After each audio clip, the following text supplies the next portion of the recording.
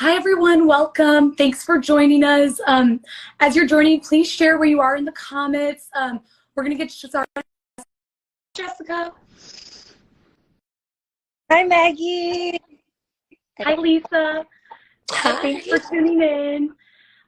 We're just going to wait a few moments as people start tuning in. And if you are just hopping on, feel free to put where you're from in the comments. Just a moment. Perfect. I think I'll adjust itself right now, so hopefully the audio gets. Awesome. I see Connecticut is in the chat. Woo woo. I'm coming live from DC. Jessica and Lisa, where are you guys coming live from? I'm in Portland, Oregon, so it's still afternoon for me. I'm just finishing up work. Nice, nice. I see Michigan. I see Bay Area. Live from DC. We got South Carolina in the house. Let's go.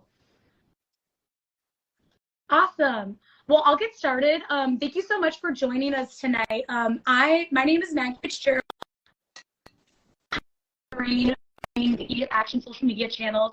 Today, we're here to talk about social media advocacy with a few amazing experts, and specifically about how social media is a tool for all of us to make our voices heard. And it's especially important now because big polluters are funneling millions of dollars into digital disinformation campaigns to try to halt our climate progress. So we need everyone, including everyone on this call, to raise their voice and fight back online. So today, we're joined by Jessica from Defend Our Future and Lisa from Moms Demand Action, and engaging grassroots activism and digital organizing. So we're very lucky to have them join us today. So welcome, ladies. To get started, I'd love you guys to first introduce yourself to our audience and yeah.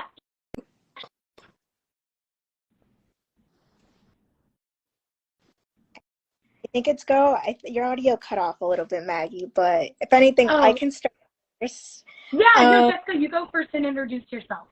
All right, awesome. Thank you, Maggie.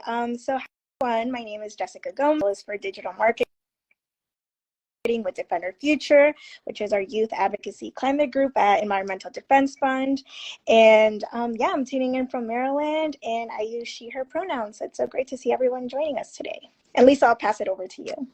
Oh, thank you very much. My name is Lisa Hendricks. I use she, her pronouns, and I'm the Director of Grassroots Digital Advocacy at Moms Demand Action, which means I get the honor of being able to support all of our awesome people that spread our message on social media. And thank you again for having me today. I'm really excited about this, Maggie.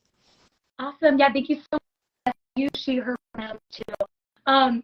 So great, let's get started in the first question. And this one's a fun one. What's your favorite social media platform and why? Whoever wants to take it first.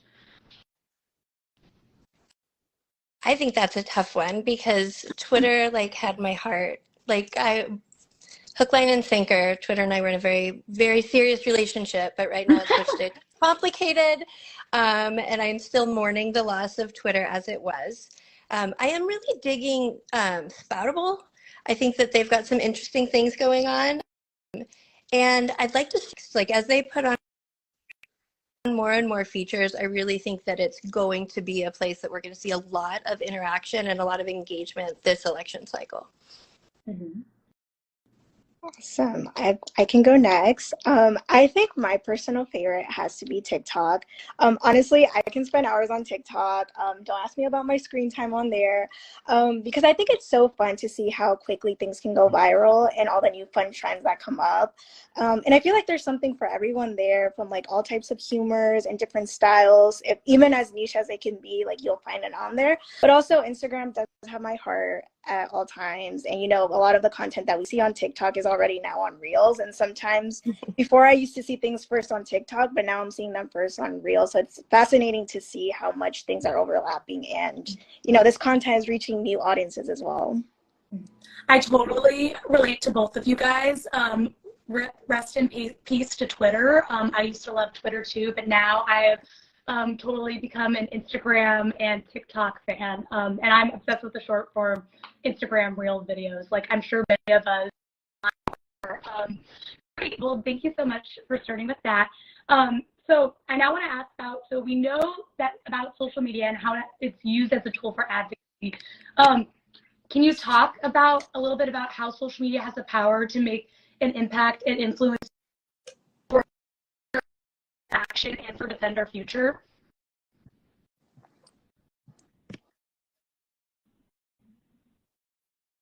Oops, can you hear me? I think it's freezing on me. Oops, sorry, I can repeat the question. So we know, but there are common misconceptions about social media and how it's used as a tool for advocacy. Can you guys talk a little bit about how social media has the power to make an influence and change in both of your guys' spheres and how you guys have used it? Lisa, right? I can go first if you want. Go for it. Okay, awesome. So I truly think like in today's time, like how social media is such a phenomenal tool to share information and make a huge impact. I feel like, we've seen this with huge campaigns from like elections to protests. I think one notable moment that I always remember is seeing like representatives like AOC and Maxwell Frost using the power of social media to highlight the issues that they want to tackle and that are so important for young people, and also mobilizing so many young people to go vote, because this is the first time that we see representatives on like platforms that are connecting with us and what we want to hear, what's so crucial for us. Also, the power of influence is so huge when it's done right, obviously. I think, I'm a huge fan of Billie Eilish, and it's so amazing to see how like empowering for her it is to like take climate action. And like she has an audience of over like 100 million followers, and anytime she posts, whether it's like a petition or any current issue that's going on, it's so fascinating to see like how the power that she has with her platform, and how many people, like, someone could be like, I'm taking action, then I'm gonna do it too. So obviously, once it's done, and there's, a lot of like misconceptions on influencing out there, but obviously when it's done properly, it can go to such great lengths. Also, we're currently in a new space right now. My colleague Nick is currently at COP28, and this is our first time being there. So I think it's been so fun to connect with so many youth around the world. And, after all, like we're after the same issue, and that's all like stopping the climate crisis. And yeah, it's so fun to be highlighting recaps, and, not everyone has the power to be in Dubai right now. So being able to translate this information of policies that are currently going on over there and being able to bring them to the audience has been very refreshing. So many ways to influence and use it as a tool of power. Yeah, I agree with you. And y'all have me thinking about like what my TikTok average watches in a week. But for me, one of the big things when we're talking about social media is to remember that like what you do online has real world consequences, and it's how we're translating that act to like actual. Some people don't have a lot of time to volunteer, don't have money to donate, but what they do have is a couple minutes to send off a tweet or do an Instagram post pushing out a call to action. And I think that social media makes activism more accessible. It makes it easier for a lot of people to participate when they normally wouldn't necessarily show up to a meeting or do things like that. It's a really low barrier to entry way of getting involved in any movement. I think back to, unfortunately, I work in gun violence prevention, as many of you know.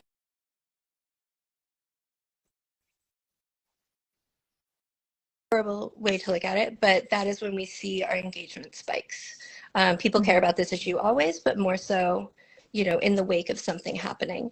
And after the shooting in Uvalde, Texas, our volunteers took to the internet. They took to the internet hard, and they had end gun violence trending within like the hour.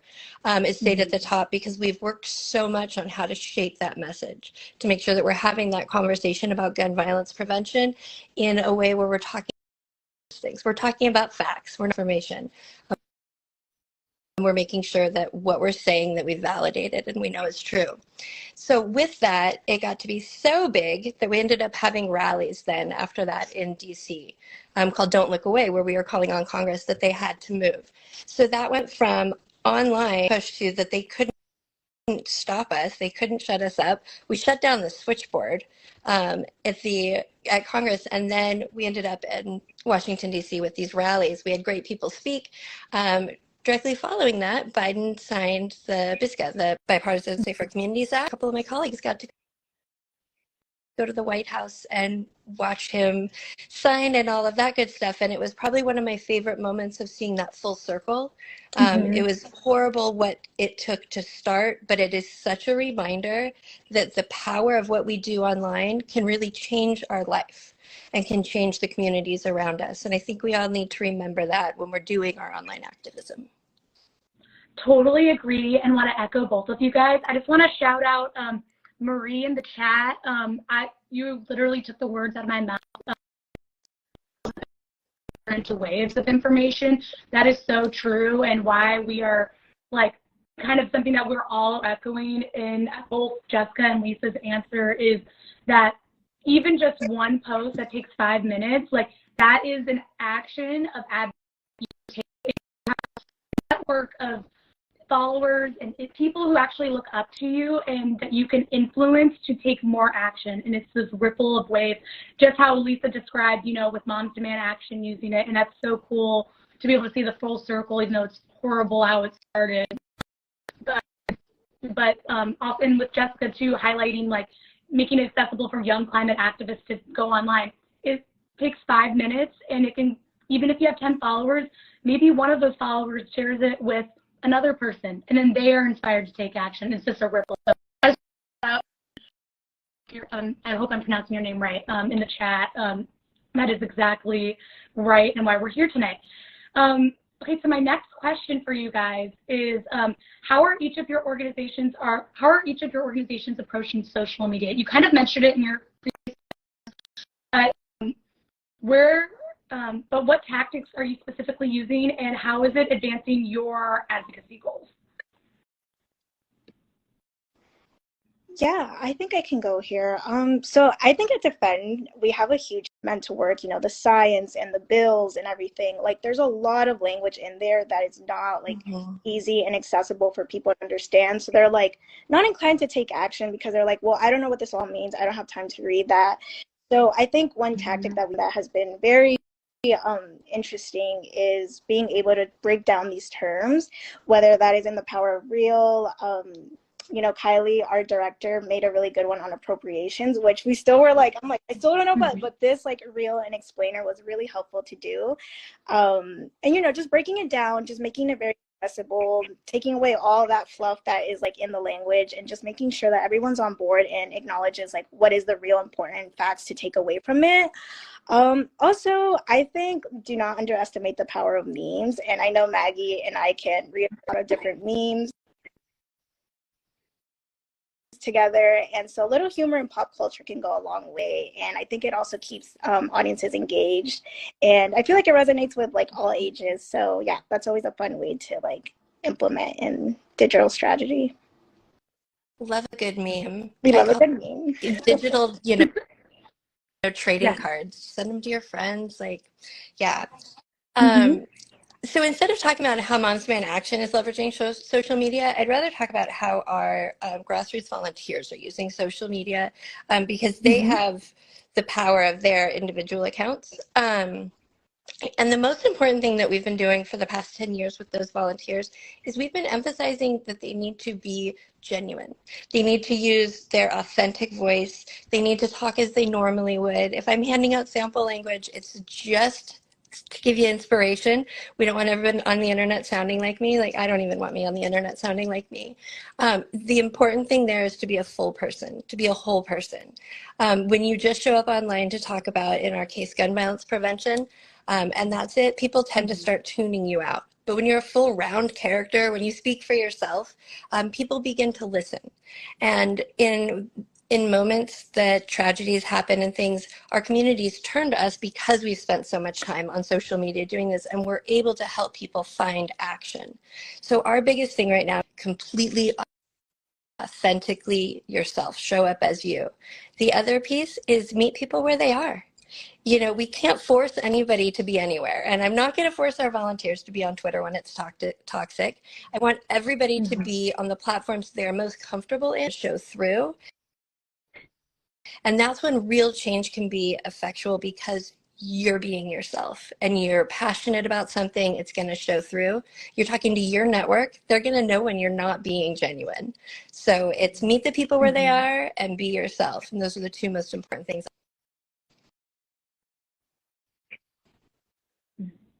Totally. I want to just echo you guys, and what I'm hearing just for our followers and everyone tuning in right now is being authentic and just being real, and whether that's being humorous and you're a little more scientific and want to like use the technical terms, like just being authentic and spreading, you know, whatever message that you want or whatever organization you're tuning in from tonight is really important. So thank you guys. I appreciate that. So now let's look forward.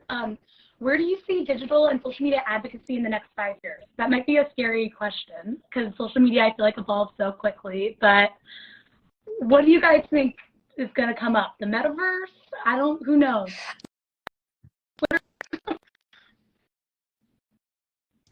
Me, Lisa? Did you want? Oh, yeah. So it's very intrigued to see what is going to happen in the next 5 years. I'm pretty sure there's going to be a rise of new platforms. What like is next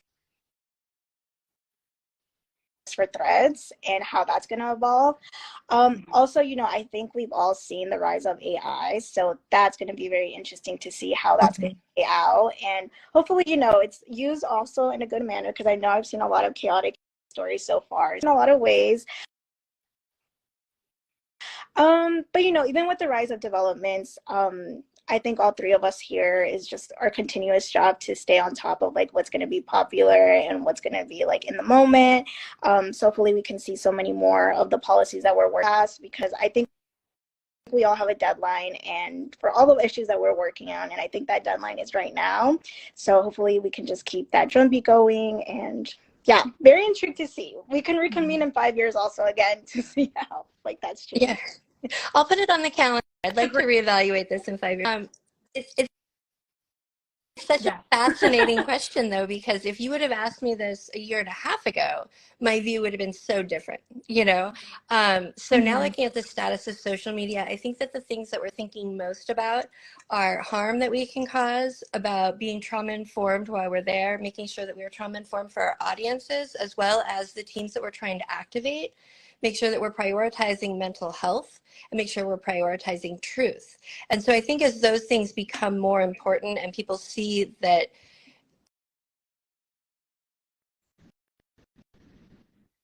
start to rise up towards the top, as so many start and so many stop. I've tried to kind of log on to all the new ones and just steal my username, so it's there just parking. But I think in another to see a lot more things like TikTok. We have a lot more short form videos. And I think that we're going to have a lot more comfort of doing that online, of being able to speak comfortably online, especially as the next generation is turning into adults and voters. We'll be on the other side of another presidential. It's like what we're allowed to share and what we're encouraged to share. I totally agree with you guys. Social media is so fast-paced. It's a hard question to answer, but I definitely I agree too.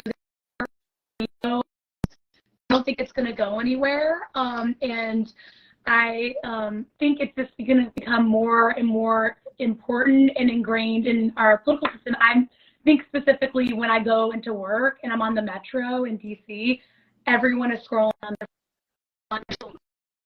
platform, and it's why it's important in advocacy, like we've been talking about for the past 20 minutes, is because we need to meet people where they're at, and social media is not going anywhere, and whether you like it or not. It's where a lot of people are now, and more information come up, even more people are going to join.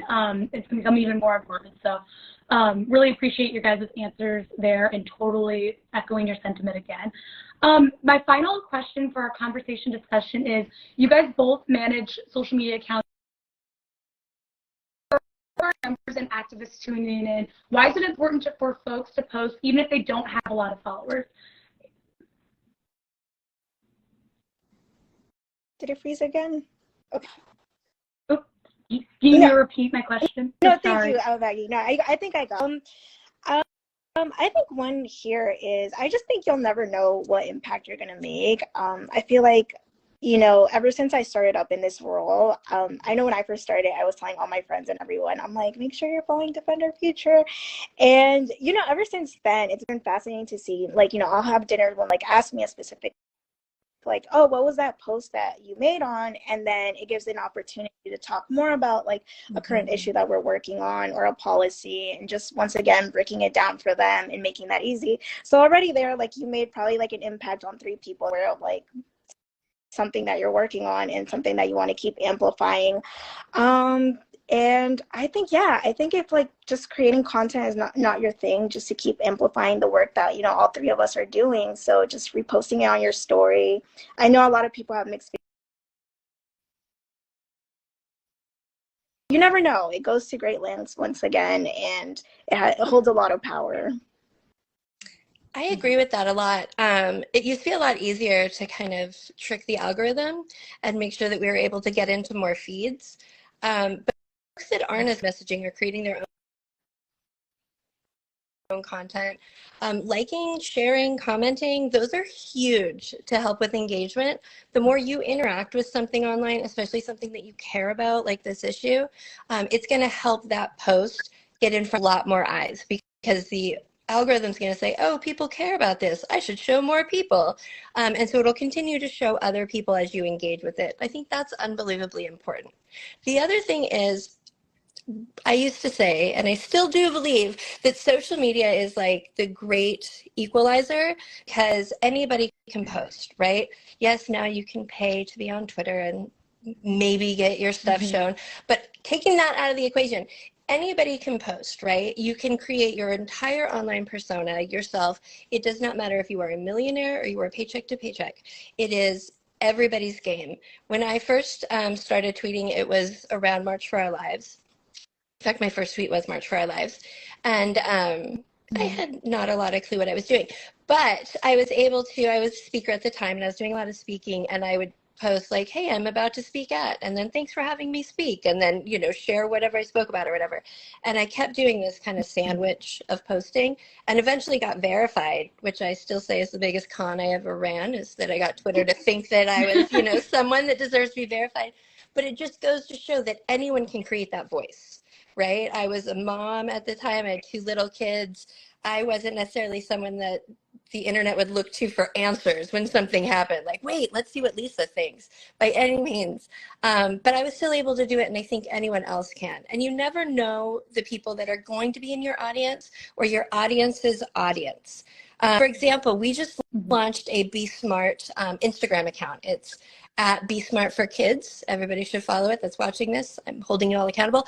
But it's a brand new account, and we focus a lot on safe storage, secure storage of, so especially going into the holidays when people are going to each other's houses, we post a lot reminding people to ask, like, hey, if you have any guns in the house, are they locked up? Like, before I bring my kid into your house, like, you know, very simple things like you would ask about allergies, or if somebody had a pool or something.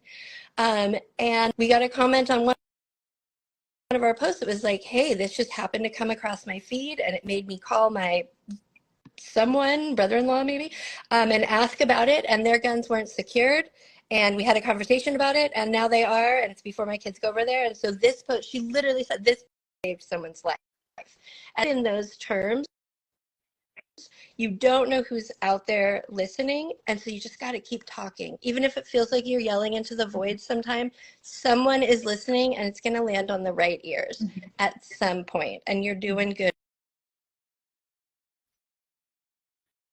Totally agree with you guys, especially with the you don't know who's in your audience, specifically from the EDF action side. And also, I'm like pretty active on my social media. I'm mostly active on Instagram on my personal account, but on the EDF action side, when I actually started all and stuff, and we've like grown it over time. And now it's like I'll check, and we're getting like elected officials, like target elected officials, to like our posts and share our posts and even collaborate on our posts. And that's huge because you don't know how the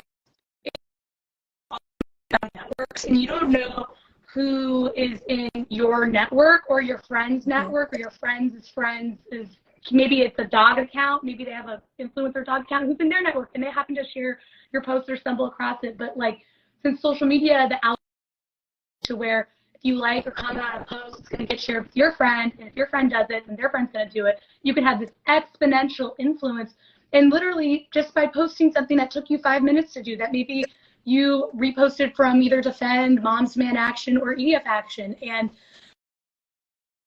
can get all the way up to, I know one of my wildest things that's happened to me since I've started running the EDF Action social media accounts is we got the White House Chief of Staff, the former one, no, the current one, Jeff Knights, to like our post. And I was like, how did he post this reel about this, like, how the Inflation Reduction Act is making a real impact on people? And he ended up seeing it, and that was good for us. And so, again, you don't know who's in your network, and every person that shares or can make a huge exponential difference in getting our message across and really creating the change that each of our organizations are really advocating for and fighting for. Great. Well, thank you guys so much for that discussion. I on social media for my job. So thank you guys so much. So the reason why we wanted to have everyone on here on Instagram Live is we are launching EDF Action, our own grassroots social media team, and we want you to all be a part of media to defend our climate progress. And we want you to come join us and become, like Lisa and Jessica said, the messengers of our issues and really advocate for change online to create the change that we want to see in the world. And so by getting access to special opportunities to engage your friends and followers on critical climate issues by literally just posting on social media, or we will literally provide you with the sample stuff that you need, or with would be critical for us to activate you on. And you can just take 10 minutes of 5 minutes of your time and post it, or you just post whatever you want to on the issue as well. So to sign up for our social media team, which I hope all 23 that are currently live, you can either a link in the chat that you can either copy and paste, or you can just respond in the chat, I'm in, or I want to join the social media team, and we will follow up with you with a link to be able to join our social media team, to be able to get access to these exclusive activities that could, as we've heard Lisa and Jessica explain, can have a huge impact in advancing our advocacy goals. So I'll give you guys 1 minute if anyone wants to join.